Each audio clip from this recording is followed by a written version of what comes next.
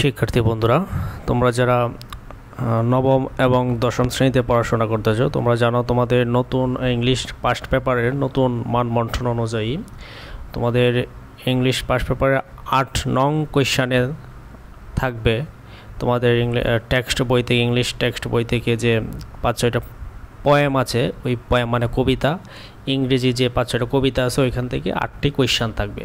8টি কোয়েশ্চান থেকে তোমাকে 5টা কোয়েশ্চানে আনসার করতে হবে, প্রত্যেকটাতে 2 করে 10 নাম্বার। তারপর 9 নং কোয়েশ্চানে থাকবে তোমার টেক্সট বইয়ে কিছু সিলেক্টেড স্টোরি দেওয়া আছে, ওই স্টোরিগুলো থেকে 10টা কোয়েশ্চান, 8টা কোয়েশ্চান থাকবে, সেখান থেকে তোমাকে 5টা কোয়েশ্চানে আনসার করতে হবে। তো আজকে আমরা তোমার টেক্সট বই থেকে একটি পোয়েম আলোচনা করব। এটা হচ্ছে দ্য স্যান্ডস অফ ডি, মানে ডি নদীর বালুচর। আমার কাছে যে বইটা, এটা হচ্ছে 2023 সালের বই। যাই হোক, আমি খাতায় নোট করে নিয়েছি কবিতাটা লিখে। 23 সালে হলেও কবিতা একই। আচ্ছা, যাই হোক, তো এটা আসছে তোমার নতুন টেক্সট বই আছে তোমার ইউনিট 11 লেসন 3। আচ্ছা, তাহলে চলো আমরা শুরু করি। আগে কবিতাটা পড়ি, নিই। এখন কোয়েশ্চান আগে যদি আমরা কবিতাই না বুঝি তাহলে কোয়েশ্চান কি পড়ব? আমরা কবিতাটা পড়ে নিই বাংলা অর্থ সহ। দ্য স্যান্ডস অফ ডি নদীর বালুচর। আর কবিতাটার যে পয়েট মানে কবি, একজন ইংরেজ কবি, ওনার নাম হচ্ছে চার্লস কিংসলে। যে নামটা লিখে দিয়েছি, চার্লস কিংসলে ওনার নাম। আচ্ছা, কবিতাটা আমরা শুরু করি, এখান থেকে শুরু হয়েছে। O Mary go and call the cattle home. Bangla হচ্ছে, এই মেরি যাও এবং গবাদি পশুগুলো বাড়ি নিয়ে এসো। And call the cattle home, গবাদি পশুগুলো বাড়ি নিয়ে এসো। ক্যাটল মানে গবাদি পশু, হ্যাঁ। আচ্ছা, and call the cattle home, গবাদি পশুগুলো বাড়ি নিয়ে এসো। আবার এই লাইনটা লিখছে, across the sand of Dee, Dee নদীর তীর থেকে। Across the sand of Dee মানে ডি নদীর তীর থেকে গবাদি পশুগুলো বাড়ি নিয়ে আসো। এটা মেরিকে বলা হয়েছে, হয়তো তার মা বাবা বলছে যে ডি নদীর তীর থেকে গবাদি পশুগুলো বাড়ি নিয়ে আসো। আচ্ছা, পরের লাইনটা কি? The western wind was wild and dank with foam. The western wind was wild and dank with foam. Western মানে পশ্চিমা বাতাস ছিল ভয়ঙ্কর ও ফেনায় ভেজা। ফোম মানে ফেনা। ওয়েস্টার্ন পশ্চিমা, উইন্ড বাতাস। পশ্চিমা বাতাস ছিল ভয়ঙ্কর, উইল্ড মানে ভয়ঙ্কর, উইন্ড হচ্ছে বাতাস। পশ্চিমা বাতাস ছিল ভয়ঙ্কর, অ্যান্ড ড্যাঙ্ক উইথ ফোম এবং ফেনায় ভেজা। আচ্ছা, and all alone want she, এবং সে সম্পূর্ণ একাকী চলে গেল। মানে যখন সে ওই যে গবাদি পশু আনতে গেছিল তখন কিন্তু আবহাওয়া খারাপ ছিল, পশ্চিমা বাতাস ছিল ভয়ঙ্কর এবং ফেনায় ভাজা, কিন্তু সে গেছে কি একা। And all above want she, সে সম্পূর্ণ একাকী চলে গেল। আচ্ছা, দ্য ওয়েস্টার্ন ট্রাইড crept up along the sands. আচ্ছা, পশ্চিমার ঢেউ তীর বরাবর হামাগুড়ি দিয়ে এলো। পশ্চিমার ঢেউ তীর বরাবর হামাগুড়ি দিয়ে এলো।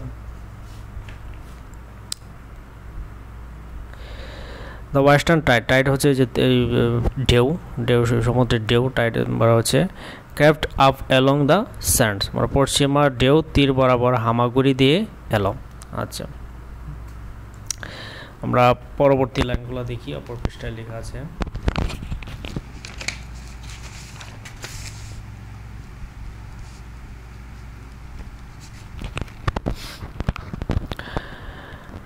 অ্যান্ড দেখো, এই যে ক্ষমা দেয়া অ্যাপোস্ট্রফি ইয়ার, এটা পূর্ণরূপ হচ্ছে ওভার, উচ্চারণটা হবে over.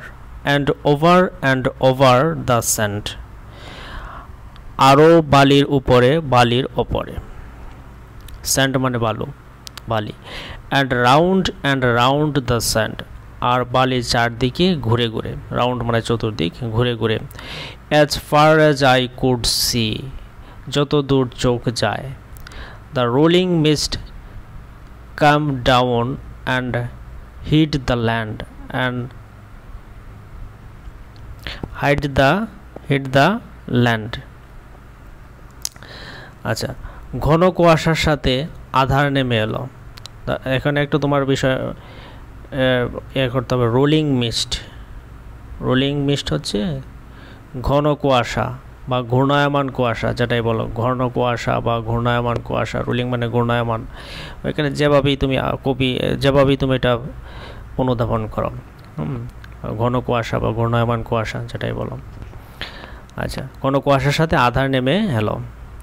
And never home came she, and never home came she, এবং সে আর কখনো বাড়ি ফিরে এলো না। And never home came she, এই যে সে গবাদি পশু আনতে গেল, ঘন কুয়াশা আধার নেমে এলো, কিন্তু সে আর বাড়ি ফিরে এলো না। Oh is it weed or fish or floating hair, ওই যে ওটা আগাছা নাকি মাছ নাকি ভাসমান চুল। Oh is it weed or fish or floating hair, ও এটা আগাছা নাকি মাছ নাকি ভাসমান হেয়ার, মানে ফ্লোটিং হেয়ার হচ্ছে ভাসমান চুল, ভাসমান চুল। এ ট্রিস অফ গোল্ডেন হেয়ার, এক গোছা সোনালি চুল। এ ট্রিস অফ গোল্ডেন হেয়ার অর্থ হচ্ছে এক গোছা সোনালি চুল।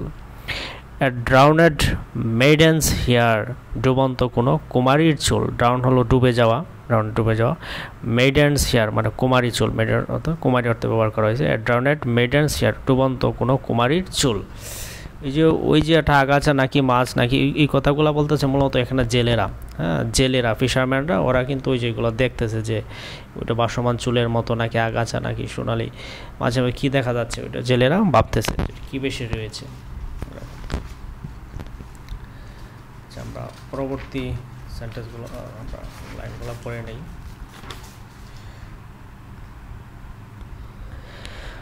আমাদের পরে আছে above the nets at sea, above the nets at sea, সাগরের জলের ওপরে। Above the nets at sea, সাগরের জলের উপরে, আমরা চলি জালের উপরে, নেট জাল, সাগরের জালের ওপরে। ওয়াজ নেভার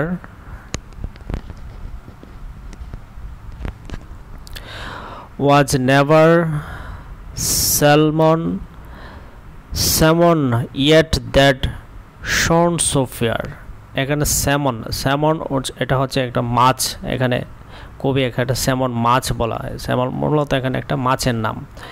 এত উজ্জ্বল, was never salmon yet that shone so fair, বলতেছে এত উজ্জ্বল এত সুন্দর স্যামন মাছ কখনো দেখা যায়নি।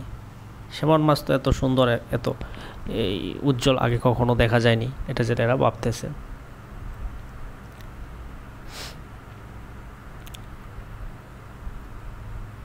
আচ্ছা, among the stakes of D, among the stakes of Dee, Dee নদীর জালের অথবা বাডের কুঠিগুলোর মধ্যে, ওইগুলো কোথায় দেখতেছে তারা, যে সেমন মাছের মতো এগুলো তারা কি কোথায় দেখতেছে। এটা এখন দেখো স্টেকস মানে কুটি, এখন তুমি এটা কুটিটা যেভাবেই কল্পনা করি, এটা জালের কুটি হইতে পারে, আবার ওই নদীর বাঁধের কুটিও হইতে পারে, সমুদ্রের বাঁধের কুটিও হইতে পারে, আমরা যেভাবেই কল্পনা করি। তো ডি নদীর জালের কুঠিগুলোর মধ্যে বা বাঁধের কুঠিগুলোর মধ্যে, বা নর্মালি বাংলাটা আছে এবং দ্য স্টেকস অফ ডি মানে ডি নদীর কুঠিগুলোর মধ্যে, আর এখন সেটা জালেরও বলতে পারি আমরা। আচ্ছা, the red her in across the rolling foam, rolling foam ঘূর্ণায়মান, আমি আগে বলছি রোলিং ঘূর্ণায়মান বলতে পারো, ভাসমান বলতে পারো। ভাসমান ফেনার মধ্য দিয়ে দাঁড় বেয়ে তারা নিয়ে এলো থাকে, ভাসমান ফেনার মধ্য দিয়ে দাঁড় বেয়ে তারা নিয়ে এলো থাকে। ওই যে রোলিং ফোম, ভাসমান ফেনা মানে এই যে ঢেউ আসতেছে, ভাসমান ঢেউয়ের যে ফেনা, ওইটা এসব অতিক্রম করে নৌকা নিয়ে তাকে কে নিয়ে আসলো, জেলেরা তাকে নিয়ে আসলো, এটা আর কি বলছে, এটাই কবি বলতে চেয়েছেন। The cruel crowning foam, the cruel crawling foam, দেখো এখানে একটা লেখা আছে দ্য ক্রুয়েল ক্রাউনিং ফোম মানে নিষ্ঠুর হামাগুড়ি দিয়ে চলা ফেনা। ক্রুয়েল ও নিষ্ঠুর, ক্রাউলিং ফোম মানে হামাগুড়ি দিয়ে চলা ফেনা, মানে ওই যে সমুদ্রের ঢেউয়ের যে ফেনা আর কি, এটাই বলতেছে নিষ্ঠুর ক্রাউলিং ফোম, নিষ্ঠুর হামাগুড়ি দিয়ে চলা ফেনা। দ্য ক্রুয়েল হাংরি ফোম, এটা ছিল ক্রাউলিং ফোম, এটা হচ্ছে ক্রুয়েল হাংরি ফোম, নিষ্ঠুর ক্ষুধার্ত ফেনার উপর দিয়ে, নিষ্ঠুর হামাগুড়ি দিয়ে চলা ফেনার উপর দিয়ে, নিষ্ঠুর ক্ষুধার্ত ফেনার উপর দিয়ে। To her grave beside the sea, এখন ফেনা বলতে কি যে সমুদ্রের ঢেউ, এগুলা কি বোঝানো হয়েছে আর কি। To her grave beside the sea, সমুদ্রের পাশে তাকে সমাহিত করলো। টু হার গ্রেভ মানে সমাহিত করলো, বিসাইড গ্রেভ মানে তাকে সমাহিত করলো, কবর দিল। বিসাইড দ্য সি মানে সমুদ্রের পাশে তাকে সমাহিত করলো।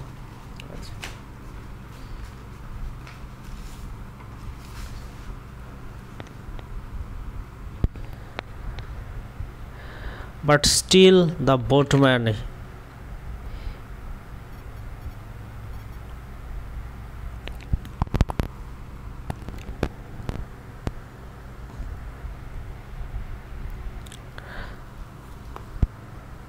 সরি ভিডিওটা হয়তো একটু ডিস্টার্ব করতেছে।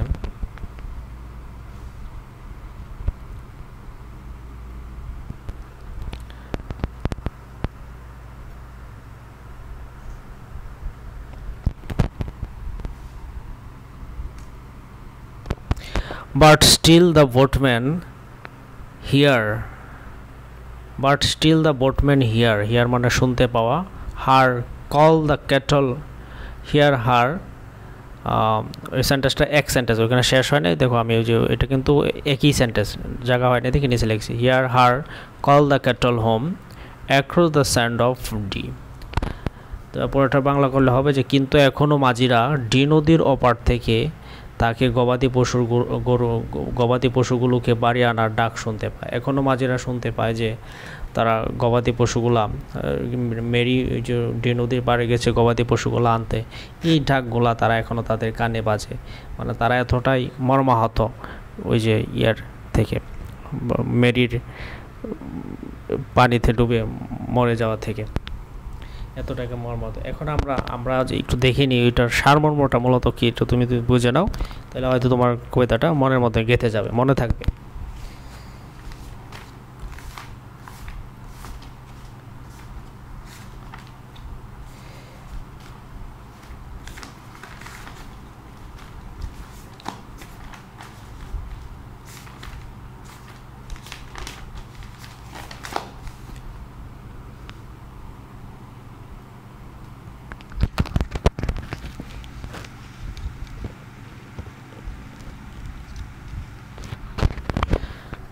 ওটার সারমর্ম হচ্ছে যে মেরি একজন ছোট ইংরেজ বালিকা ছিল।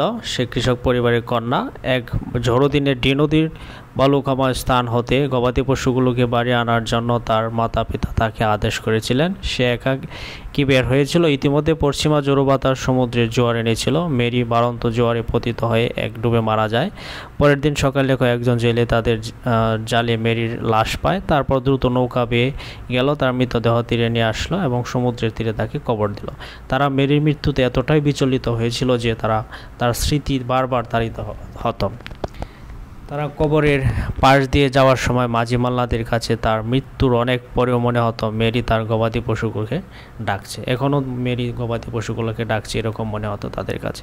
দেখো, এই ছিল তোমাদের সায়েন্স অফ ডি পোয়েমটার বাংলা অর্থ সহ ব্যাখ্যা। এখন আমি তোমার বইয়ে ওই সায়েন্স অফ ডি কোয়েশ্চেন আছে 5টা, কিন্তু এই 5টা কোয়েশ্চেন করলে কিন্তু তুমি পরীক্ষায় কমান পাবা না।